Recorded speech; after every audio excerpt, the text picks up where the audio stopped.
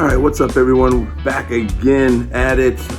We are actually in round 2 of the charcoal challenge, and this week it's going to be Kingsford up for the challenge, and we're going to see how long it can last. But I'm going to do something a little bit different this time around. I'm learning how to cook brisket. I'm learning how to be a championship brisket cooker, or just a barbecue championship cooker. I plan to do some competitions, want to do competitions. And my brisket it's okay, like it's all right. So I decided to learn how to make beef stock this weekend. And so I'm actually going to show you guys how I made my beef stock. Now, I'm really not going to show you guys how I made that beef stock. I'm going to tell you how I made it, but I will show you my beef stock. I just finished, I smoked a big, huge piece of steak and some beef bone that I got from my local butcher. And I smoked it for about 3 hours or so at 250 degrees, got some juices flowing, got some stuff going. Then I cut up some onions, some carrots, some celery, got some onion powder, salt and pepper, put it in a pot.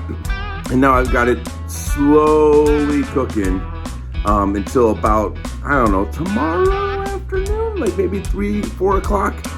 And then I'm gonna prep the brisket, and then I'm gonna put it on, and we're gonna start the challenge then. But first, I'm gonna show you the beef stock.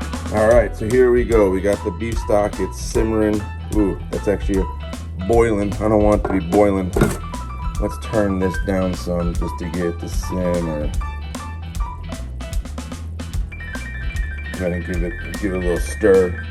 This is the first time I've ever had my own beef stock, and the reason why I'm making my own beef stock is because in my family, we have a lot of food allergies and things like that, so I can't just run and go pick up any kind of, beef bouillon cubes or anything like that. So we are actually learning how to make our own. I'm also gonna make a barbecue sauce that's gluten-free, everything-free, corn-free, just everything, just to help my family out so that they can still enjoy the food that we love to eat.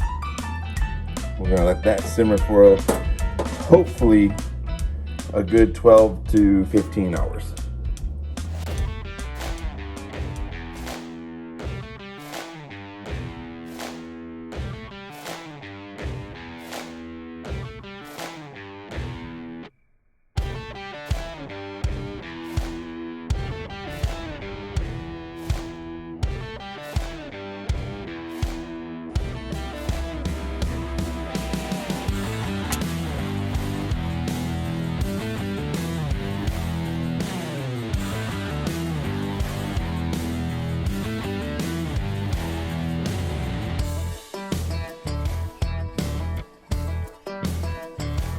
All right, so we finished the cook finally, and to no surprise, I mean, I wasn't super surprised on what I was gonna see or what was gonna happen. I am excited though about my broth that I made. The broth was really, really good. It really did help tenderize the meat, and I think so far in my time of cooking brisket, I think it's been one of the best that I've done. Of course, you guys don't know yet because you haven't tasted it or anything like that. But to me and to the people that I've my family and the people that we've brought over to eat, they could tell a difference between ones that I've done without the broth and injecting versus the one that I did this time around that was injected and had broth on it. Also, I think that was probably the best bark that I've ever had. The way it cooked, I don't know. I'm assuming that it had a whole lot to do more with the broth and more liquid and things like that on there. As it goes for the charcoal, Kingsford lasted a good 11 hours. I mean, the sun's going down, and it took a long time to cook down, which is really, really good.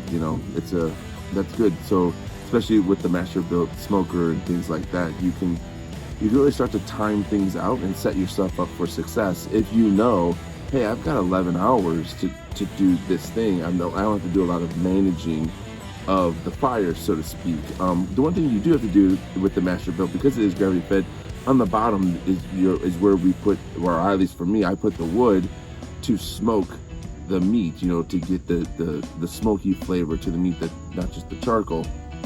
So you have to check that basket every once in a while to add a little more wood in there and stuff like that, because as the charcoals cook and it breaks down, the hot coals land on the wood, and that smolders and then causes the wood to smoke and flavor the meat.